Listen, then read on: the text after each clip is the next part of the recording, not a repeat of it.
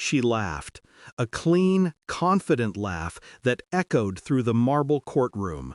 "Finally free of him," she said, voice bright, dripping with that familiar cruelty she'd learned to disguise as charm.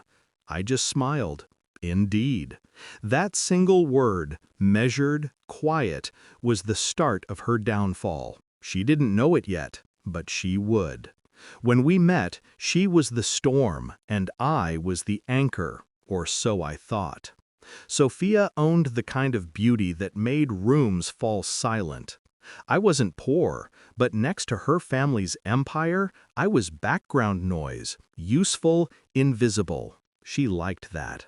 She used to say I was stable. I didn't realize stable meant safe to manipulate. She brought me into her world like a project.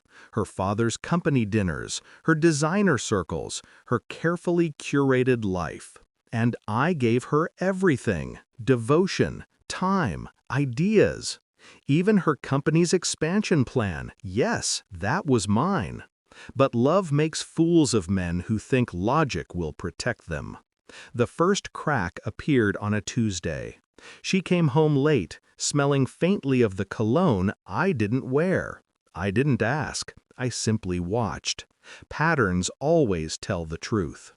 2 weeks later, her assistant accidentally emailed me flight details. Rome, 2 tickets, 1 hotel suite.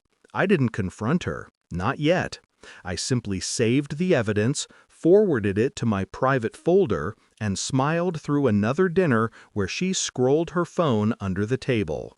That night, she told me I didn't excite her anymore. I poured her more wine and nodded. She thought she'd humiliated me. But that was the night I began writing my own ending. I reviewed my prenup, an afterthought she'd signed arrogantly, assuming I'd never need it. She insisted on it early in our marriage to protect her assets. What she didn't notice was the clause her father's lazy lawyer had drafted. In the event of infidelity, the faithful spouse retains 85% of shared and individual assets combined. I'd insisted on that amendment, disguised as symbolic trust. She never read it.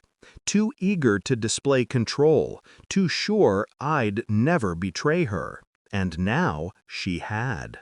For the next 6 months, I played the loyal fool. I smiled through her lies, drove her to the airport for business trips, paid for her gifts, bought by me but meant for someone else. I let her dig her hole deeper, all while moving chess pieces behind her back.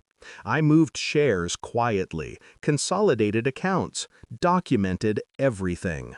My lawyer, an old friend from college, prepared the files without a word. Sophia thought she was preparing to leave me. I was preparing to bury her. The day she filed for divorce, she looked radiant. Dressed in a white suit, gold jewelry gleaming, confidence dripping from every pore. When the judge asked if she wished to make a statement, she grinned and said, "Yes, Your Honor, I'm finally free of him." The courtroom chuckled. Even her lawyer smirked. I stayed still, letting her bask in the illusion. Then my lawyer slid the folder across the table.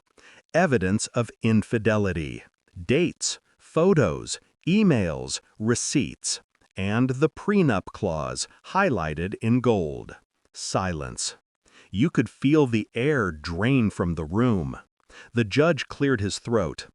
"Mrs. Carver, you are aware this document entitles Mr. Carver to 85% of the shared and individual assets?" Her laughter died mid-breath. "What?" she whispered. My lawyer repeated it, calm and exact. 85%.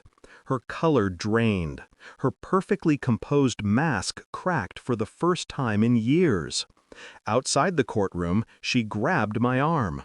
"James, listen, we can talk about this." Her voice, soft now, trembling. I turned to her, almost pitying. "You already talked enough, Sophia. In Rome, in Paris, on your phone at 2 a.m. She swallowed. "You planned this." I met her eyes. No, you did. Her mouth opened, but no sound came out. By the time the final ruling came through, she had lost everything she thought she controlled. The mansion, the cars, the portfolio, all mine. She tried appealing, crying on social media, painting me as the cold-hearted villain. But money doesn't argue, it simply moves. And every door she once opened with her last name now closed with mine. Her lover left 2 weeks later. Her friends vanished in a month. I saw her once, months after, sitting alone at a cafe she used to own, wearing sunglasses indoors, hands shaking as she stirred a coffee she couldn't afford. She saw me. I nodded. She looked away. People ask me if I feel satisfied, if the revenge was worth it. It wasn't about satisfaction. It was about balance. You see, betrayal isn't just an act. It's a choice made in comfort, thinking the other person won't fight back.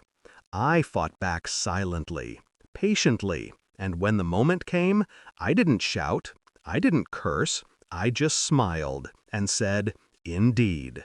The rest spoke for itself. Now, when I walk through that same marble courtroom for other clients, because yes, I took the law degree I'd abandoned years ago and put it to use, I hear echoes of her laughter.